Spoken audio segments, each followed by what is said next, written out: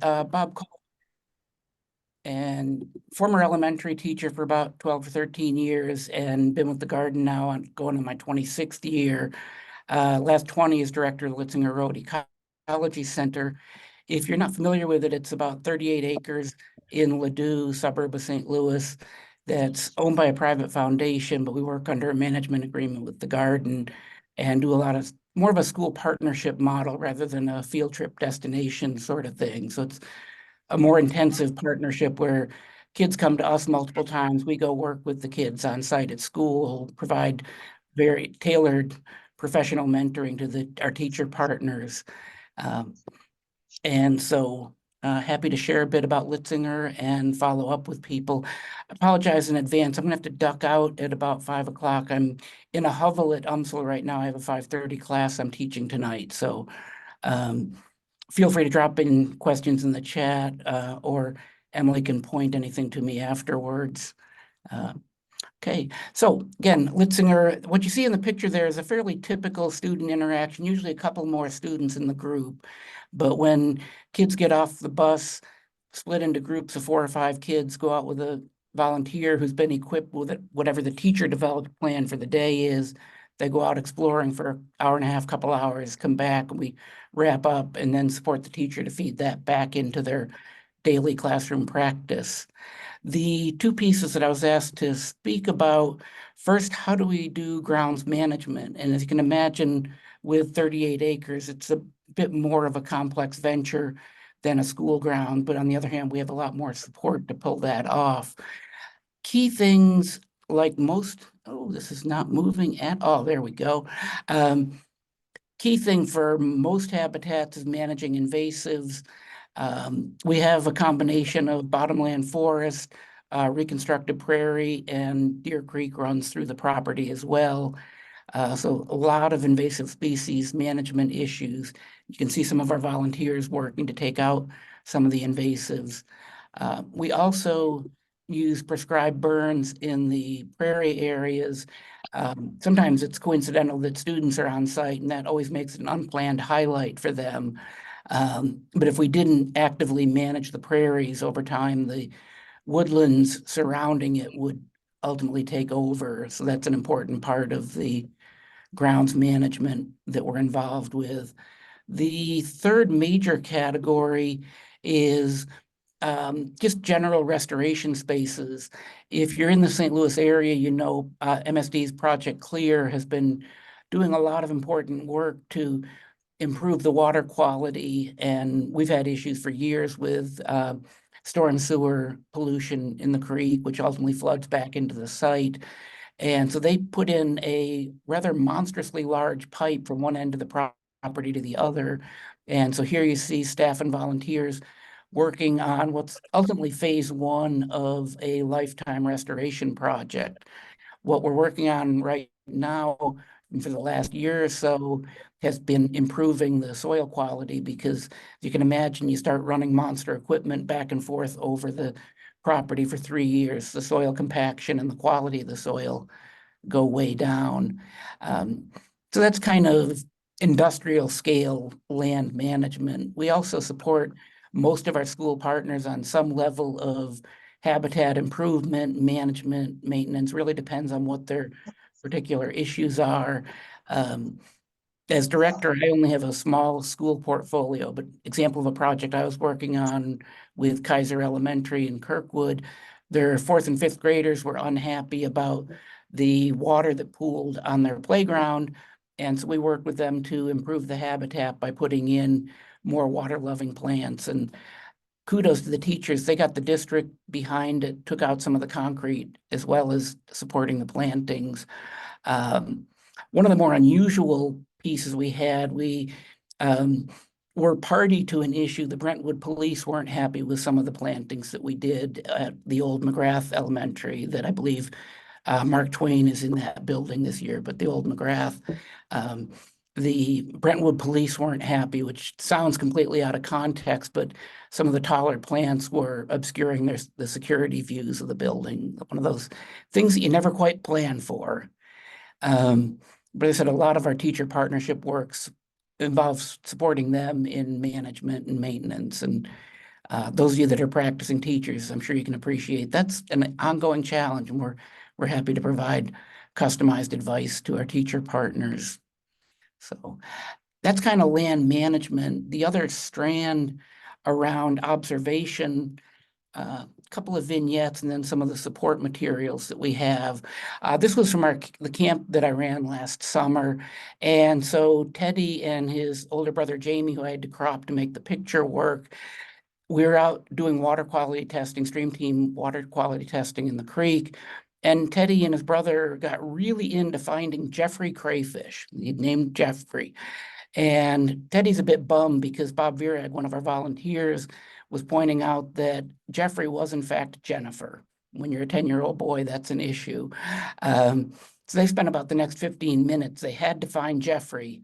They did it, but just a vignette around the importance of the adults in the kids' lives, the teachers, the volunteers, in supporting close observation, noticing differences, but build just a general appreciation of what they see.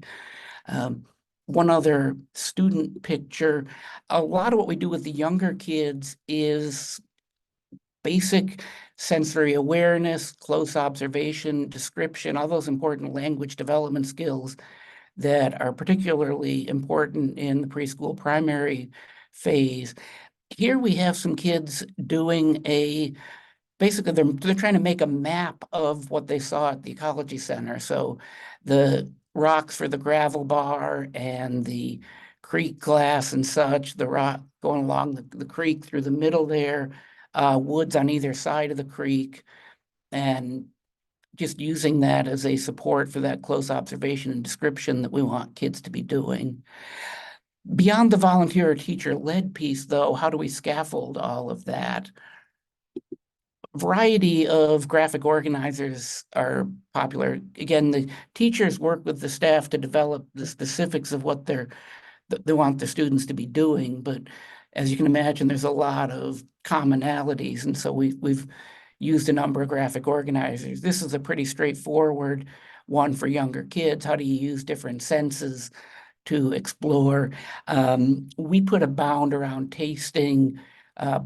We can't really vet that our volunteers, let alone ourselves, know enough to be tasting food, and basic FERPA privacy. We don't have access to any of the kids' medical or allergy pieces. So we just put a bounds around tasting, but the other four senses, really big, especially in the preschool primary phase. As the kids get a bit older, we can start to expand their capacities. Here's one that we use: listing organisms by name. Is it a plant or an animal? How many? Those kind of things that you want slightly older kids to be taking responsibility for. All the earlier stuff is still the bedrock of that, but building up more sophistication for it as we go. And then even somewhat older and more sophisticated kids, upper elementary, maybe moving into middle school, really starting to parse out what's in an ecosystem beyond the plant-animal dichotomy, starting to think about producers, consumers, are they an herbivore, a carnivore, omnivore, and so on. But really, again, trying to scaffold where the kids are at with their experience in nature, their broader academic competencies, and supporting teachers in making the field experience an integral part of their larger work back in the schoolyard and in the classroom, looking to make them all complementary. Last bit, and then I really want to be able to work with you on any questions or thoughts you have, since I won't be able to stay till the end. We've just started working with some schools piloting integrating computer modeling within kids' field experience. So again, not replacing the modeling, that's the core of what we're doing, but how do they take their firsthand sensory and direct experience of nature and extend it both in time and space? For example, we can get kids in the creek. Here you have a sixth grader working with Bob Virag, another one of our volunteers. A lot of good stuff you can do in the creek, but realistically, they don't know where it's coming from, where it's going, why it's doing that, what impact rain has on the flow rate. And similarly with plants, they can be there in the moment in time. But what happens over time, seasonally, and getting them out of what I see outside, that's nature. What's nature just here, and giving them the lenses to do further. If you're a teacher, upper elementary, middle school, high school, love to talk with you about piloting some of this. That's a direct plug for some help with doing this and working with some very cool tools that the Garden, MIT, and Esri are jointly developing. So with that, I will pause and leave last bit, sorry, one more slide. Broad tips that we use with all teachers: get out all the time. There's no such thing as bad weather, just bad clothing. Middle school kids love that parka and shorts look. Look, listen, touch, smell, no matter what your age is. Get help from your colleagues, from parents, community members, and we do a lot of work with teachers finding the connections across the curriculum, because it's hard to fit the environment in very standardized curricula. So building in the language arts, the math, the data analytics and stuff, we found open a lot of doors for us. So with that, I'll pause and questions, thoughts. Bob, we have 3 questions from the chat, but I'll open it to the crowd in just a second. So keep thinking about questions if you have Yeah. any. The first one was, what do you think is the most appropriate age group or age groups to bring to Litzinger on a physical in-person field trip? We literally work with everybody from preschool to graduate school and really customizing what that is. The normal entry path, each summer we run a couple of iterations of what we call effective outdoor learning. And that's a couple of days of really getting settled into outdoor learning, not a lot of expectation that you're an expert at it, but really scaffolding that. And then that gives you priority scheduling during the school year to come work on site, for us to go work with teachers at their school site. So yeah, at that level, it customizes to whatever is appropriate. We also fully recognize the challenges in middle and high school that when you're taking the kids out for a couple of hours, you're missing multiple classes. The kids are missing other classes. And so we're looking at other models for engagement there. Excellent. You touched on this at the very end, Yeah. but the question in the chat was, what would you say to an administrator who thinks that the Litzinger Road Ecology Center is only related to science standards? That sounds Wrong, like a very wrong, specific situation. wrong, and completely wrong. And and that's the piece that we really work with the teachers to customize. We have some schools doing fantastic things with ephemeral art, the natural objects and the found objects. In fact, every year we put out a calendar. Our 2023 calendar was each month, the picture in the calendar was a student or volunteer created ephemeral art project. Language arts, all the description pieces, that again, preschool, primary, that's so critical for them with language development, but even older kids as they move toward more sophisticated language. And you can cram a lot of concepts in and spit them back on a test, but without being anchored in real experience. It's kind of like out. Thank you very much. Next. So that all that takes is a conversation. We can show them plenty of examples at whatever age they're at. And it's a practical thing too. I get where they're coming from, that particularly schools that have a lot of tested objectives, they need to be sure they're hitting other pieces, and that's where the language, the data pieces just open doors, where the niche in a structured curriculum for ecology is so small. Yeah. But going cross-curricular, that helps. Excellent. And then the last question from the chat was, how can we get involved in the pilot that you mentioned in your presentation? Drop me a note. I will put my email in the chat.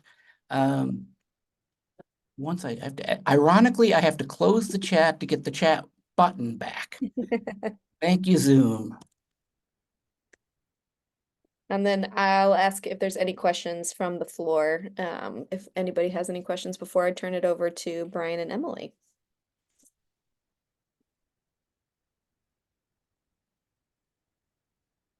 All right. Thank you so much, Bob. That was really informative and exciting. And now I'm a little bit jealous because I would like to go on a field trip.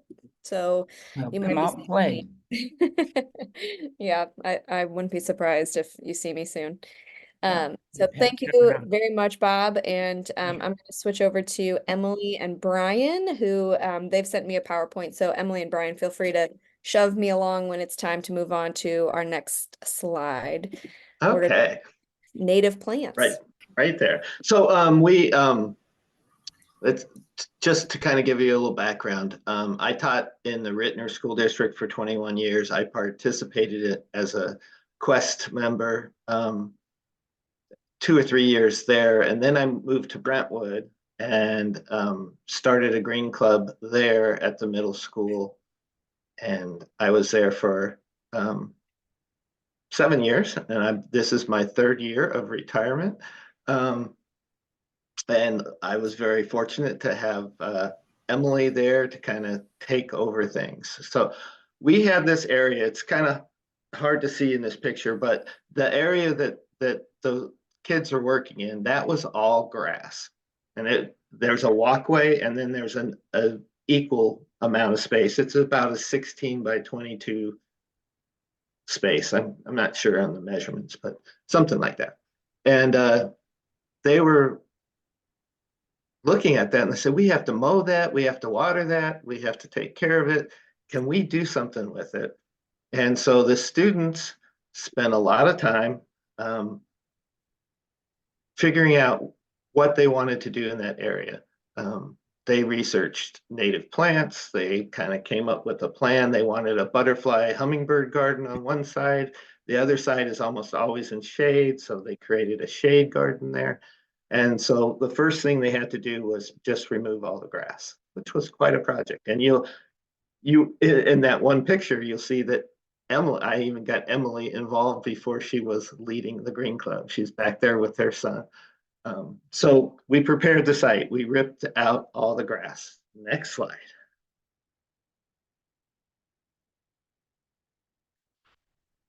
So we were very fortunate. A local tree company donated to us the compost. So we got a big truckload of compost in, and we worked that all into the soil. And then they also gave us a big truckload of mulch. So we composted, laid down ground cloth, and then mulched on top of that. And so now we're ready to plant. So they're ready to go. We got to that point. Next slide. So they had to do a lot of research, and they had to look at what plants were for butterflies, for gardens, for in the shade garden, what would grow, what wouldn't. And then we actually made a map of where every plant is going to go. And when we got ready to plant, we went through and we measured and cut through the ground cloth and put the plants in. It was quite a project. They went to our local PTO and got a grant from the PTO to help pay for the plants. We got school prices on the plants, which gave a little reduced price, so that was nice. We also got some 9-bark and some pawpaw trees from the Missouri Conservation Department. They were like $10 for 10. It was a great deal. The pawpaw that we planted was like maybe 12 inches tall and just a little stick. And right now they're almost to the top of the 2nd story. So they've really grown over the years. So figuring out where things go, the students really had to think about, we talked to them about, height. When you look at this, what do you want? Big stuff in the front, or you want big stuff in the back? How do you want it to look? What goes together? And they came up with this plan, and then they planted. So next slide. So there's our gardens. That's not immediately after planting it. That was after a little bit because they've started to grow. But in the back corner, the lower left picture, that back corner is where the pawpaws are, and now they're huge. The 9-barks are crazy too. They keeping control of the garden is a big effort. So planning a garden, getting the garden in is a great first step. The maintenance people set things up so that we could water when we first got these plants going, but after that first year, we haven't had to water at all. Native plants, that's an advantage, right?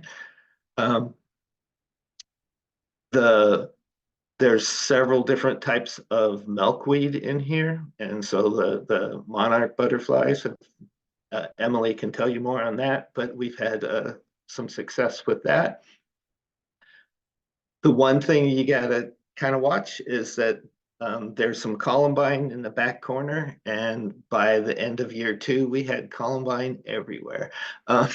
It liked to spread, so we ended up giving some away, and just maintaining the garden after it comes in. And the winter time, cutting everything back, it's a lot of work.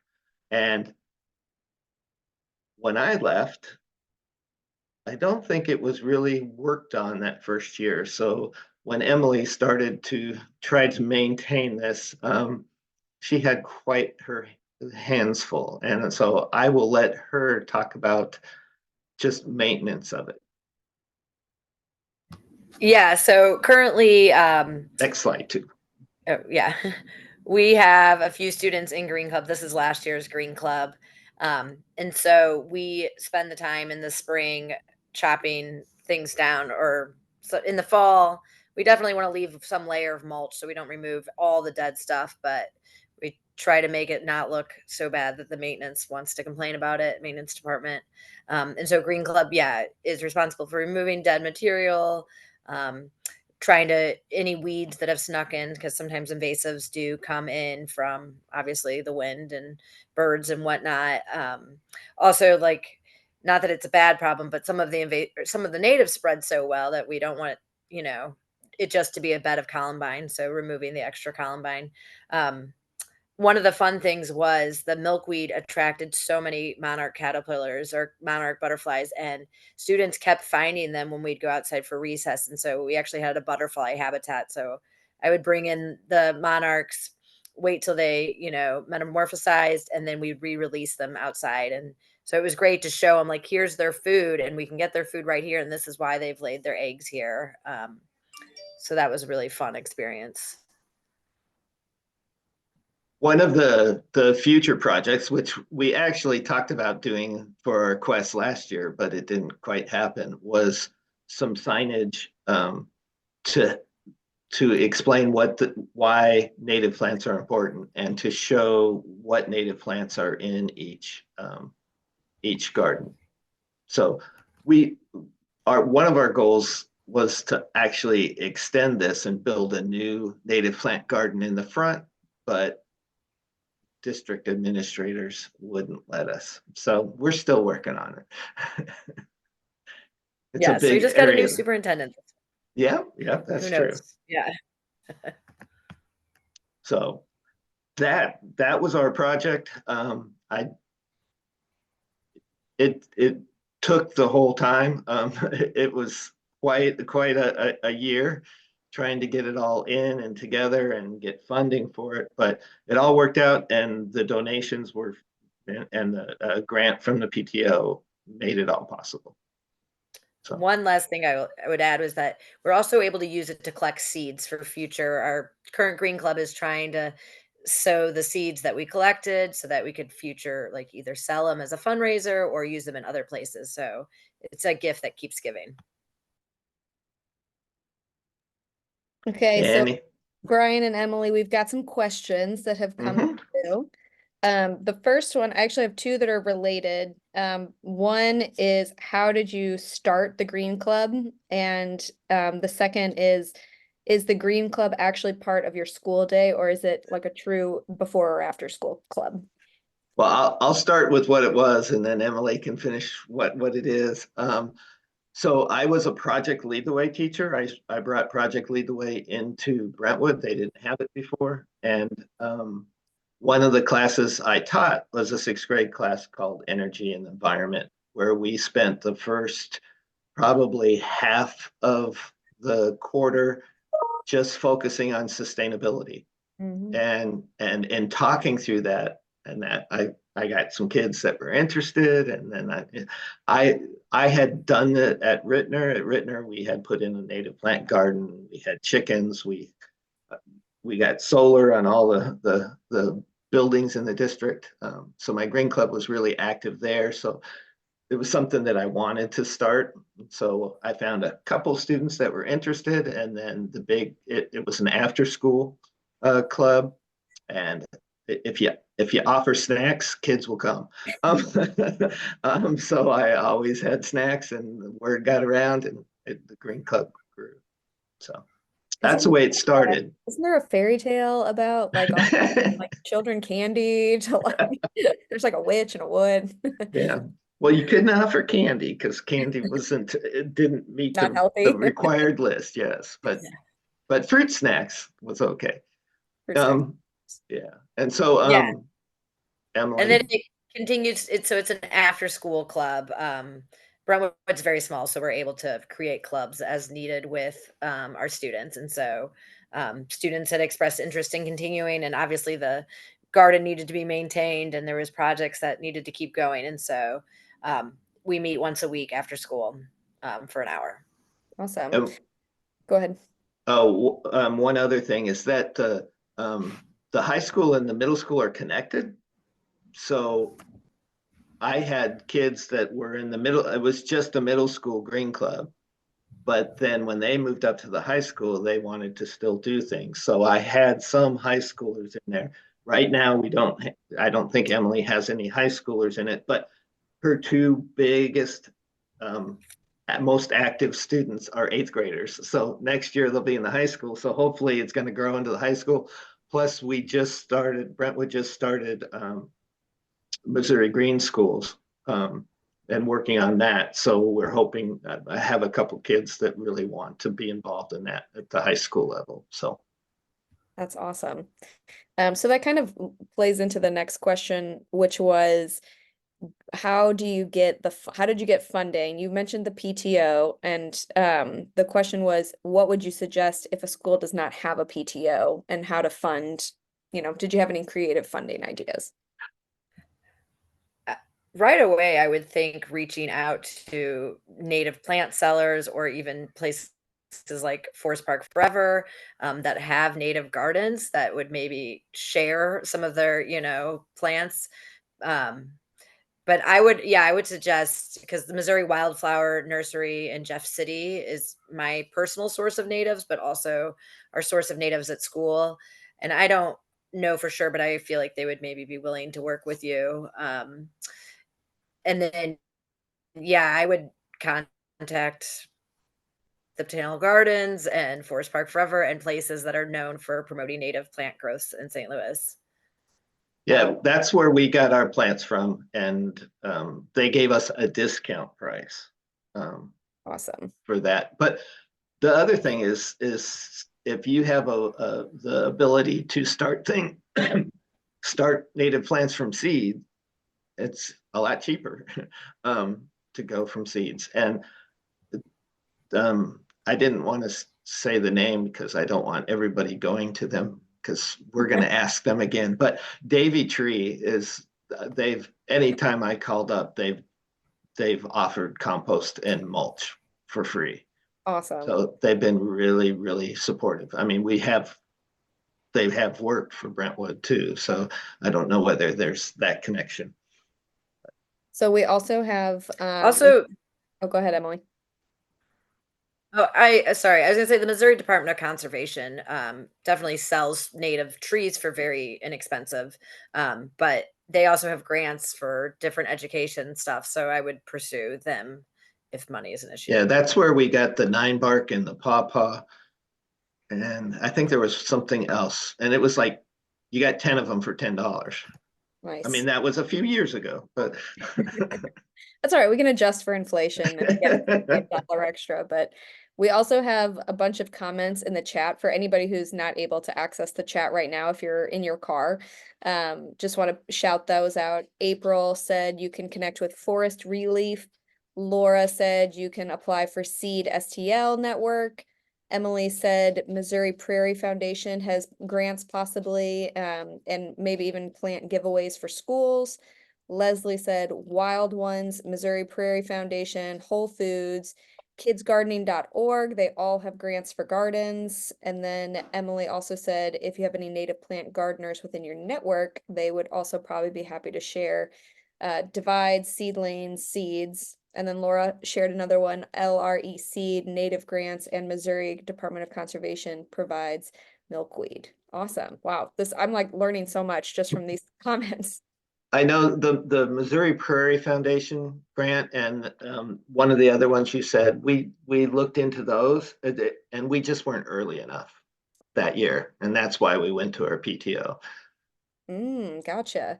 Leslie also said in the chat that Mia has a webpage devoted to grants for environmental educators, and we do our best to update it monthly. So another source there, which is really exciting. So y'all are on it. My gosh, this is like an amazing source of knowledge here.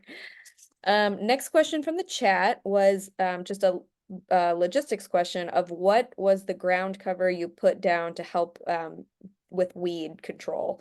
Just like what was that substance? That black, it looked like a tarp maybe. Yeah, well, it was that weed prevention. I don't. It's not plastic. It's more. It's kind of cloth like. It looked plastic in the picture, but it was just to cut down on the weeds coming in to get it started.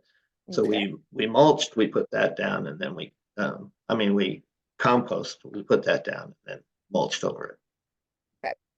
The next question is more of like a big picture question. It was who did you need buy-in from in order to like get this project off the ground? Who were your main roadblocks perhaps? Well, since we're connected with the high school, I had to get both the high school principal and the middle school principal to buy in, and they went to the superintendent and shared the idea because it's right at the entrance to the football stadium. Yeah. And then we actually got to a point where we were going to have to take one of the areas out because we had chickens and they wanted to move the chickens there. And then they decided that was not a good place for chickens. So we got to save our garden. Chickens. All right. And then the last question from the chat was, you mentioned how difficult it is to control the garden once it was done. And what are some of the things that you've done, like in the past year to keep it maintained that might be feasible for, kids to do? And the kids do it all. Awesome. I mean, yeah, during Green Club, we will, just spend an hour maintaining it. And we've spent maybe total 3 hours this year. We probably could go out there again. But definitely like the winter when it's been really cold, we have not wanted to be out there. But as Bob said, there's no bad weather, just bad clothing. So you should be out there more. But yeah. So just a few hours, honestly, once it's in, it's not super time consuming because they're native, so they are adapted to where we are growing. So they grow, you don't have to worry about watering and things like that. Yeah, I think we remulched once. It probably could use it again. And then in the spring, that's when we kind of moved, when you noticed, oh, I've got columbine growing over on the other side of the walkway. We didn't plant any there. In the spring, we've dug those up and given those away. Awesome. I love that. That's really, really cool. I'll open it up to the group. Those were all of the questions from the chat. Those were awesome questions. Does anybody want to add anything or ask one final question before we move on to our next presenter? All right. Thank you, Brian and Emily. That was incredibly helpful and really interesting. And I feel like I've learned a lot, and I feel very challenged to go plant my own native garden now. All right, we're going to hear next from Ben/Benjamin Winkler. Ben, I don't actually know which one you prefer because I've seen an email signature with Benjamin, but now you're labeled as Ben. And as a formal Deborah, I'm sure that I'm not messing this up. So what is actually your preferred name? Let's go with Ben today. All right. Ben is Green Schools Quest mentor, and he is prepared to kind of share just a little bit about his experience this school year and kind of an update from his school. So Ben, take it away. Thank you, Deborah. Hi, everyone. Thanks so much for having me on.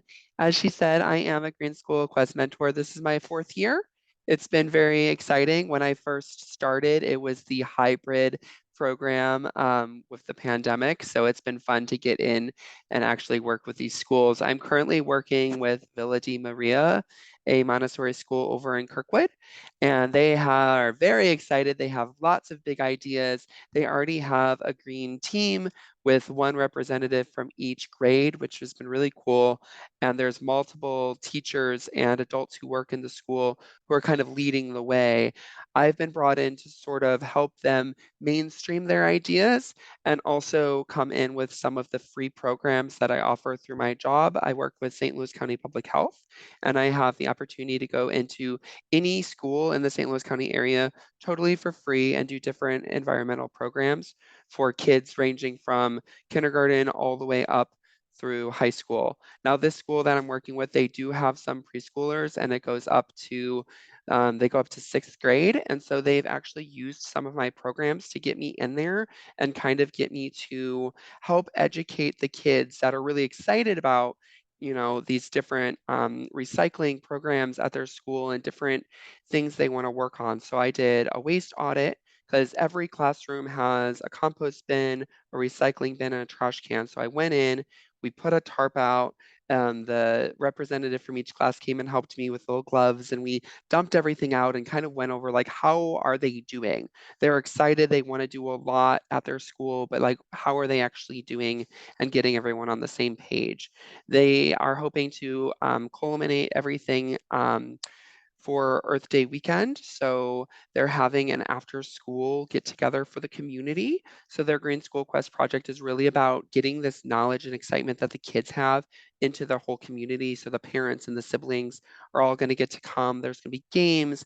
I'm hoping and thinking there's going to be food. I'm going to come and help run some of the games and some of the activities as well. And that is so that's April 19th. So that's after the Green Schools Quest will actually be done, but it's kind of a way to just celebrate the end of the year and all of the work that they've been doing. And they're also having an electronics drive. And so it's just really been cool with all these great ideas, just getting in there and kind of helping them bring it all together to form one project. That was a lot of information, but yeah, that's what we've been up to. I've met with them quite a few times, and I actually had the pleasure of helping set up some of the adult mentors, or not mentors, but the teachers at the school got to go to a MRF, a recycling center, and do a tour. So they got to see what actually happens with all of the recycling that their school collects. And that was hopefully really beneficial, because it's one thing to be like, we're recycling, and it's another to see where that stuff goes and kind of the life cycle of those items. So that was kind of a cool part of our project as well. Awesome. Thank you, Ben. I had 2 questions that came up already in the chat, and feel free to keep sending them to me. I know Ben's is a little bit short of a presentation. Yeah, no PowerPoint, sorry. That's all right. That was you're just giving an update, so that was perfect. The first one was my school did not have many ideas this year. What would you suggest to get the creative juices flowing? Because it sounds like your school had maybe an abundance of ideas. Yeah, that's a great question. So a good thing about the Green School Quest is that there's always these themes. And something I really took away from my first few years of mentoring was the rainbow of sustainability. So if you kind of look at the theme and be like, okay, what do we want to do at our school that relates to this? That might be a good place to start.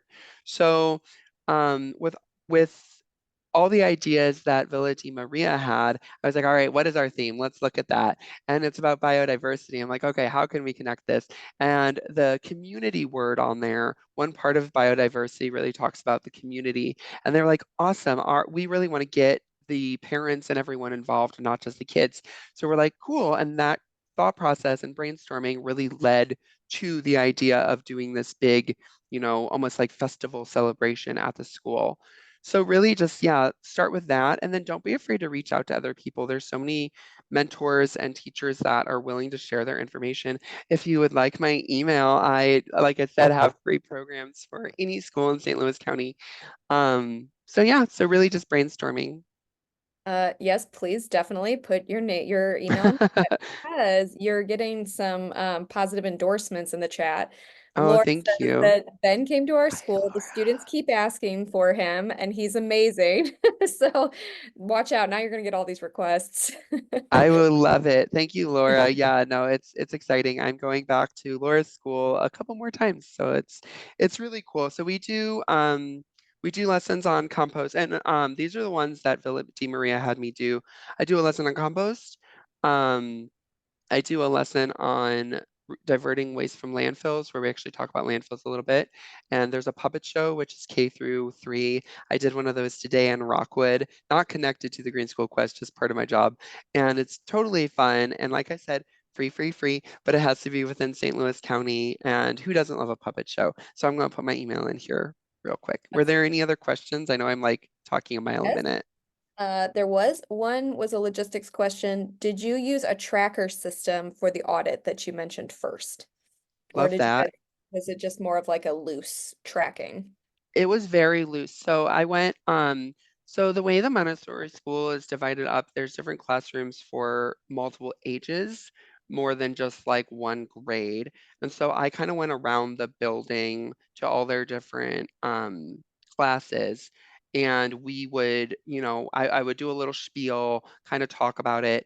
The younger students had already seen the puppet show, so it was kind of cool the way after that first meeting I had with the teachers, we kind of mapped out the different activities we wanted throughout the year. So the kids would hopefully retain stuff. So when we got to the waste audit, I went through like the offices and worked with just the teachers, and then we went class by class, and it was kind of just a fun conversation. We would dump it out.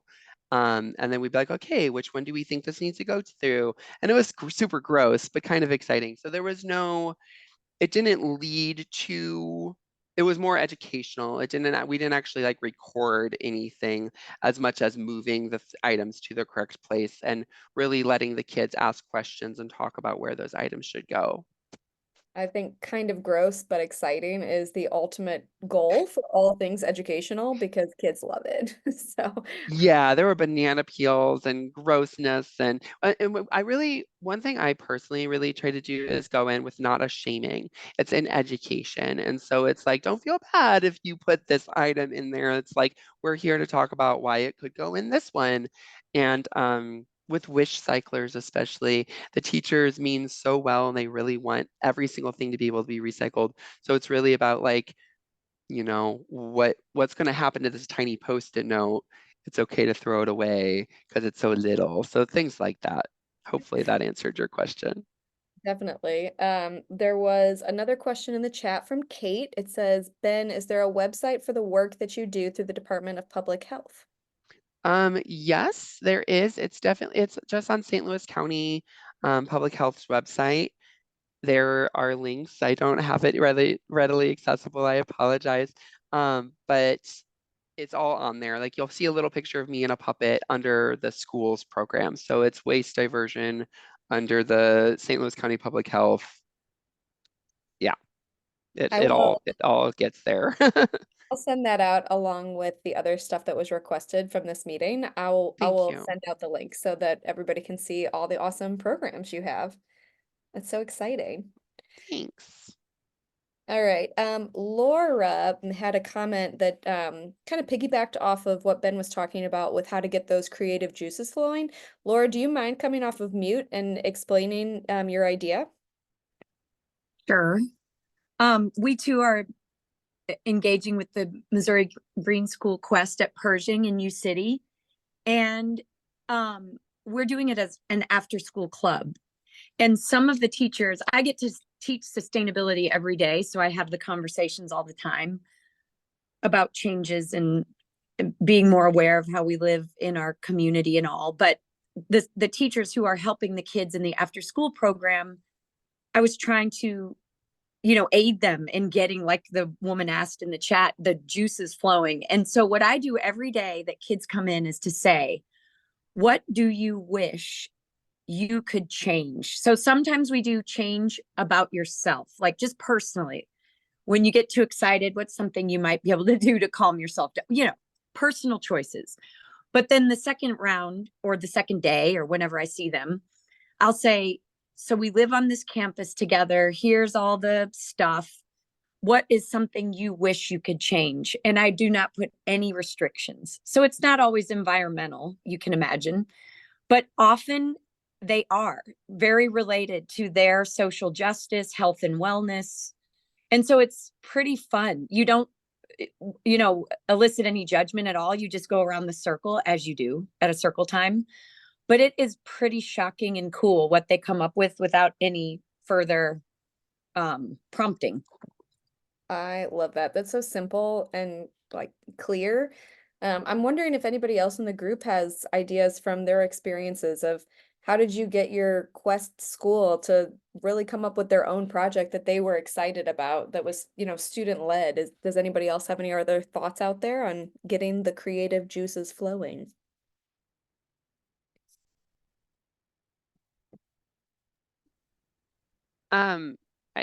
I more or less said this part, but I really appreciate what gets sent out at the beginning of the quest each year. Like I found it helpful, just the resources and the different ideas. And then also just watching at the end of the year, watching the projects and all the different projects that win things or the different projects that just you get to hear people work about. That's always given me ideas for the next year. Absolutely. Those projects are so inspiring. It's incredible to see what everybody did. Any other thoughts? April, go ahead. Okay, well, we like to eat. Like food is one of those things that brings people together. And I know it sounds kind of silly, but at the same time, when you can grow things and then eat them, and then there's something amazing about watching things grow. And so it doesn't matter to me what we're growing, but for the students to have that opportunity to watch and nurture. And now actually in their class, in the fifth grade class, there's actually a growing project, and the focus is more the water cycle, but they're really excited about the plants. So that's been great to see that transition over. Absolutely.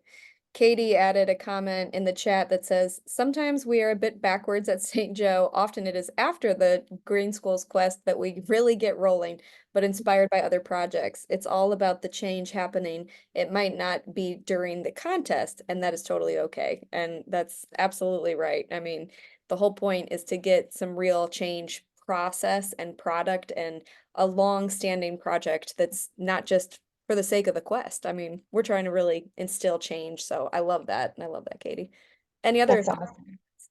Yeah, this is Leslie. I was just piggybacking off of what Ben said, because one of the resources that I think is super helpful is the 101 Ways to Green Your School.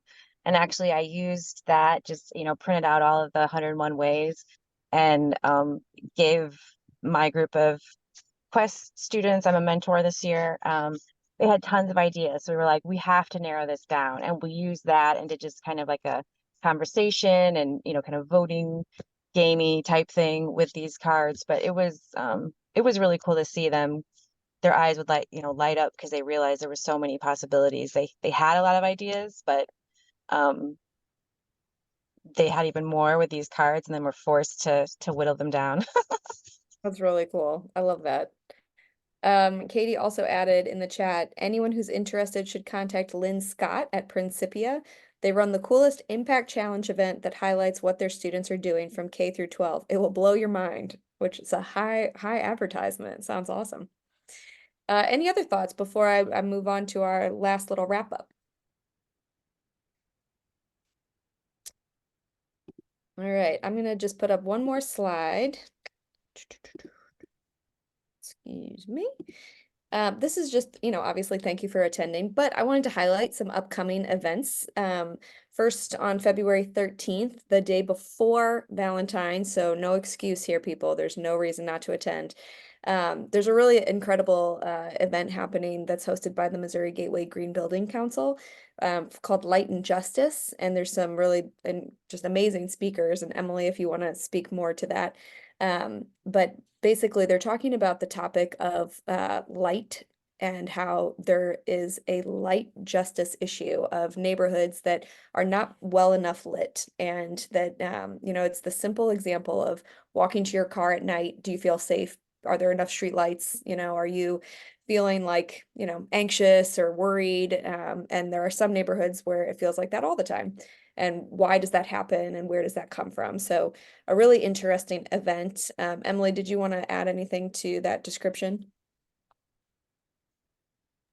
No, just that I dropped a link in the chat, and it's actually an in-person event. We will have a virtual option to attend, but it's not a Zoom meeting, and it's at Missouri Foundation for Health, and we're presenting in partnership with the National Society of Black Engineers, the Gateway chapter. So it should be good presentation. Awesome. And then March 5th through the 7th is the Green Schools Conference, which is in Santa Fe. So if you need an excuse to go anywhere warm, it should be a really nice time. And it's really great to be around like-minded people who are really passionate about very similar things that y'all are passionate about, and a great way to get your creative juices flowing. And then, of course, just a reminder that on March 15th is the Green Schools Quest project deadline.